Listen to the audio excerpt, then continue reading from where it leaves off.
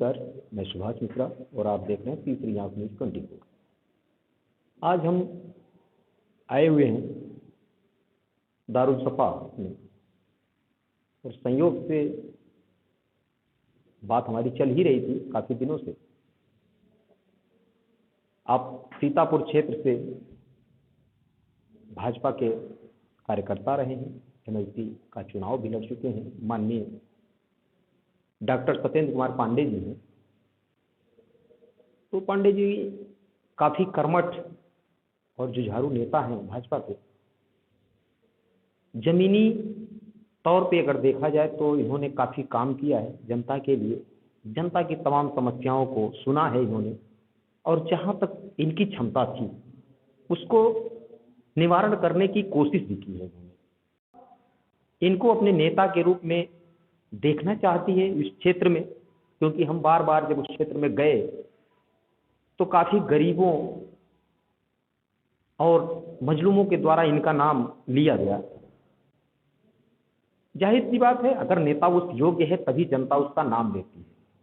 इन्होंने जरूर उन लोगों के लिए कुछ काम तो जरूर किया होगा, ऐसा काम किया होगा जिससे उन मजलूमों को एक सहारा मिला होगा और इनका नाम बार बार उनके जबान पे आ रहा है। तो आने वाला 2022 का चुनाव भी करीब में है। विधानसभा 150 सेवता सीतापुर से आप आते हैं, तो हम इनसे थोड़ा इनकी जीवनी के बारे में, इनके क्षेत्र के बारे में और इनके द्वारा किए गए कामों के बारे में और इनकी पार्टी के द्वारा किए गए कामों के बारे में थोड़ा जानने की कोशिश करेंगे और आपको भी बताने की कोशिश करेंगे कि आप अगर आए आपके सेवक के रूप में आपके क्षेत्र में तो आप कितना योगदान देंगे, क्योंकि इनका पहले से ही इतना योगदान रहा है क्षेत्र के गरीबों के उत्थान के लिए कि गरीबी खत्म हो जाए उस क्षेत्र से। वहाँ पे बाढ़ का भी मुद्दा है। 5 साल सरकार रही, सरकार ने काफ़ी काम किया। कुछ मुद्दे छूट जाते हैं, ऐसा नहीं है 2 साल 5 साल में ऐसा नहीं है कि पूरे देश की एक एक चीज़ें सही कर दी जा सकती हैं, लेकिन इस सरकार ने काफ़ी चीज़ों को सही किया है, बहुत ढंग से किया है। इस सरकार में सबसे अच्छी चीज़ तो ये रही कि गरीबों का मुद्दा उठाया गया। तो आइए हम भाई साहब से थोड़ी चर्चा करते हैं इस पर। नमस्कार। नमस्कार, मैं डॉक्टर सत्येंद्र कुमार पांडे पूर्व स्नातक एमएलसी प्रत्याशी रहा हूं और मैं सेवता विधानसभा से कार्यकर्ता के रूप में हमेशा भाजपा ने मुझसे कार्य करने को कहा और मैं उस क्षेत्र में लगातार कार्य कर रहा हूं, चाहे वो बाढ़ संबंधी हो, चाहे विकास संबंधी हो या किसी की समस्या को लेकर हो, तहसील स्तर पर हो, डीएम ऑफिस स्तर पे हो या हर स्तर पर मैं प्रयासरत रहता हूं। मैं सभी नागरिकों से, सेवता के निवासियों से आग्रह करता हूं कि उनकी जो भी समस्याएं हैं वह मुझसे आग्रह करेंगे, मैं उनकी समस्याओं का निवारण अवश्य निकालूंगा। जैसा कि हम गए आपके क्षेत्र में और हमको कुछ चीज़ें वहाँ पे दिखाई पड़ी और लोगों ने बताया भी, आपकी काफ़ी सराहना की, उन्होंने नाम लिया बार बार। किसी नेता का अगर नाम लोग जानते हैं तो ये तो कंफर्म बात है कि उस नेता ने उस क्षेत्र में काम किया है, तभी लोग उसके नाम से जानते हैं। अदरवाइज फला पांडे, मिश्रा या वर्मा ऐसे करके लोग निकल जाते हैं, लेकिन पूरा नाम याद रखना किसी नेता का ये तभी संभव है जब उस नेता ने उनके दिलों में राज किया हो। तो थोड़ा हम ये जानना चाहते हैं, आपके क्षेत्र में गरीबी और बाढ़, ये 2 समस्याएं बहुत प्रबल हैं। सरकार ने काफ़ी हद तक काम किया है, लेकिन अगर सरकार ने आपको वहाँ पर प्रत्याशी बनाया और आपको जनता ने अपना बच्चा, अपना बेटा समझ के यहाँ तक भेजा, विधानसभा में अगर भेजने का काम करती है, तो आने वाले विधानसभा चुनाव में अगर आप आते हैं इस विधानसभा में तो क्या करना चाहेंगे अपने क्षेत्र की जनता के लिए? थोड़ा इस पे आप प्रकाश डालिए। मैं जनता का सेवक हूं, तो पहले मैं जनता के लिए हर संभव प्रयास करूंगा कि उसके व्यक्तिगत कार्य से लेकर पब्लिक के भी कार्य हम कराएं और इसमें मैं सेवता विधानसभा के लिए, ये एक तराई इलाका है गांजा का इलाका है, तराई इलाका कहलाता है ये, और इसमें 5 नदियां हैं। इन नदियों के किनारे लोग बसे हुए हैं, और जिससे जब भी कभी कोई बाढ़ आती है तो लोगों के घरों तक पानी आ जाती है। इस समस्या के निदान के लिए मैंने मुख्यमंत्री जी से, सिंचाई मंत्री जी से व्यक्तिगत वार्ता भी की है, और मैं इस समस्या के निवारण के लिए कोई न कोई एक अच्छा परिणाम निकालने की कोशिश करूंगा कि सेवता की जनता को इससे लाभ मिल सके। जैसा कि एक चीज़ और हम आपसे जानना चाहेंगे, आपके ही क्षेत्र में सीतापुर में नैमिषारण्य एक स्थान है जो हमारे हिंदू धर्म में काफ़ी महत्व रखता है। तो इस 5 वर्ष में देखा गया कि इस सरकार ने वाराणसी का काफ़ी कायाकल्प किया, अयोध्या विश्व के पटल पे लाया, कि अयोध्या बना के विश्व के पटल पे लाया। नैमिषारण्य को आप किस रूप में देखना चाहते हैं निकट भविष्य में, या सरकार से कहना क्या चाहेंगे कि सरकार क्या करे? और आप अगर आए, आपको सरकार ने उस योग्य समझा और उस क्षेत्र का दायित्व आपको दिया, तो क्या करेंगे आप? उस नैमिषारण्य क्षेत्र के बारे में क्या करेंगे और किस रूप में देखना चाहेंगे उस क्षेत्र को? नैमिष एक प्राचीनतम तीर्थ स्थल है, और हम सभी हिंदू लोगों का वह तीर्थ स्थल कहलाता है। प्राचीन काल से ही हम लोग उस तीर्थ स्थल पर जाते हैं, इसलिए मैं भी वहाँ का रहने वाला हूँ।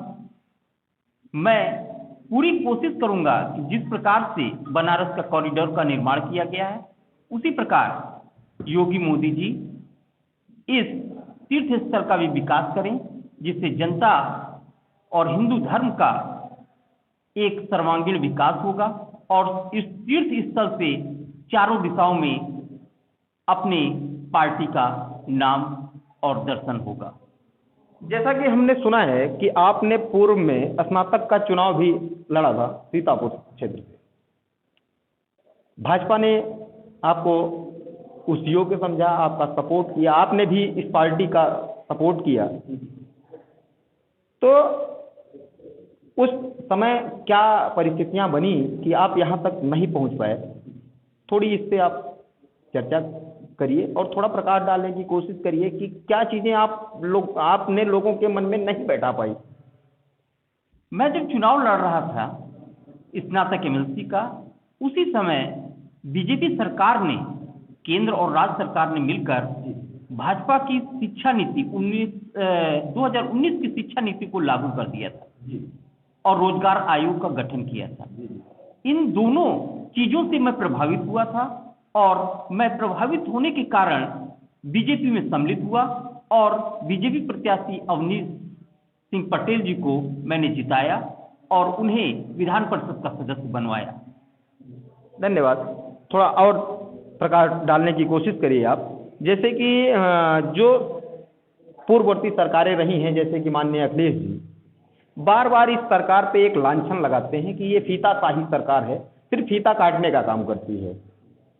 तो आप अपनी सरकार को कहाँ देखना चाहते हैं, और क्या देखे आज 5 सालों में आपने कहाँ देखा कि क्या किया इन्होंने? सिर्फ फीता ही काटा या काम भी किया?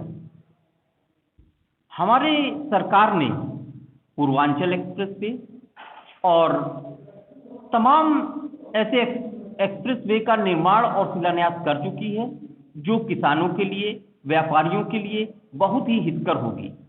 लोगों ने शिलान्यास तो किया, लेकिन उसका निर्माण नहीं कराया। परंतु जैसे बनारस का पुल आदि का निर्माण कार्य था, परंतु हमारी सरकार ने बढ़ चढ़कर भाग लिया और कॉरिडोर का, बनारस कॉरिडोर का, राम मंदिर निर्माण कराया तथा एक्सप्रेसवे का निर्माण कराया, जिससे आवागमन की सुविधा, सभी देश हित में कार्य हुए और राष्ट्र हित के निर्माण में भाजपा हमेशा अग्रसर रही है, और इसलिए ये कार्य बहुत ही उपयोगी सिद्ध होंगे। जैसा कि आपने कहा कि बनारस कॉरिडोर का नाम लिया, तो हमको एक चीज़ दिमाग में हमारे आई, बार बार सारी पार्टियां कहती हैं कि बनारस कॉरिडोर बना के सरकार ने पैसे का अपव्यय किया है। 500-700 करोड़ रुपया लगा, उसका भविष्य में बेनिफिट क्या होगा? धर्म पर और आय पर दोनों पे बताइएगा। तीर्थ स्थल बनारस है। तीर्थ स्थल होने का मतलब और भी है कि वहाँ तीर्थ यात्री आते हैं और तीर्थ यात्रियों के आने से वहाँ पर तमाम प्रकार के आय के साधन भी बनते हैं। जैसे वह वहाँ घूमने आएंगे तो वहाँ के लोगों को होटल व्यवसाय, रोड व्हीकल व्यवसाय और अन्य प्रकार के सामग्री का बेचने वालों का व्यवसाय, ये सब व्यवसाय बहुत अधिक मात्रा में वहाँ पे आएंगे, जिससे सरकार की आमदनी बढ़ेगी और उस पैसे से सरकार उस क्षेत्र का विकास और भी कर सकेगी। जी, जैसे कि भाजपा की हम थोड़ा ये भी चर्चा करना चाहते हैं आपसे कि निकट भविष्य में भाजपा की योजनाएं क्या हैं और 2022 का चुनाव जो आ रहा है एकदम निकट करीब है, उसमें मुद्दे क्या क्या होंगे भाजपा के, थोड़ा इस पे प्रकाश डालिए आप। देश इस समय रक्षा संबंधी योजनाओं को पूरी तरह लागू कर रहा है, चाहे पाकिस्तान हो या चीन हो।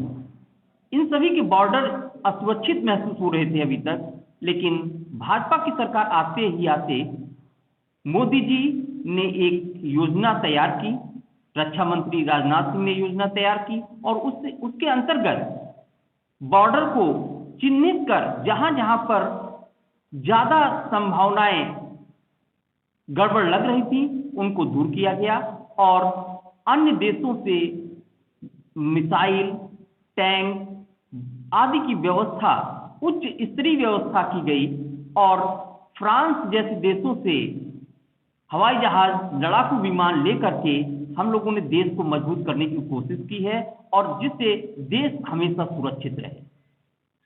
धन्यवाद। तो आप देख रहे थे, हम चर्चा कर रहे थे डॉक्टर सत्येंद्र कुमार पांडे जी से। इन्होंने अपने पार्टी की तमाम उपलब्धियों को बताया, अपने क्षेत्र की तमाम जो चीज़ें थी जहाँ पे आप काम कर सकते हैं उनको बताया। जो जो काम आपने आज तक किया उससे थोड़ी सी चर्चा हुई। तो हमारा तो यही ध्येय था कि आप अपनी बातों को रखें, आपने बहुत अच्छे से रखा। हम अपने चैनल के माध्यम से आपको धन्यवाद, सभी को प्रणाम करेंगे और करते रहेंगे।